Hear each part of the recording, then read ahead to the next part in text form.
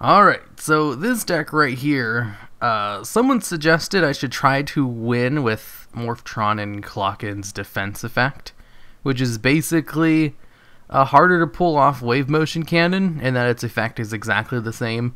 Once per turn, you can add a morph counter to him, only if he's in defense position, and then you can tribute this card to inflict 1,000 damage to your opponent for every morph counter on it.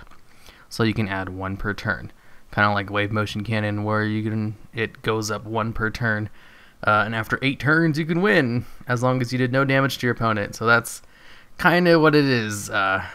So when it was suggested, I thought, wow, what a terrible idea, because it's already hard enough to do wave motion cannon, protecting your spell and trap cards. It'd be way harder to protect a monster, let alone one who has to put himself in defense position.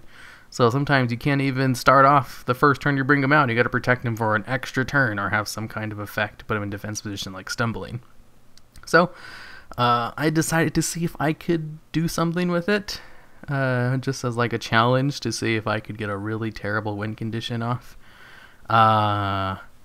Let's see, how many versions of this deck do I have? Like 4. I didn't save one of them because it was kind of bad. So, the first version of it, the second version, the third, I don't know why the third one. This is the one I eventually went with. What I tried to do was obviously protect him, and I also wanted to do that with like some of my spell and trap cards, and there's this new field spell card, where if you control a monster, your spell and trap cards that are in the same column as that monster can't be targeted or destroyed by spell and trap cards, so I thought that'd be really great for some of my protection cards like Scrum Force, and then actually getting it out. I thought it'd be cool to use set rotation to deny my opponent their field spells, since a lot of the good decks actually use their field spell card zone.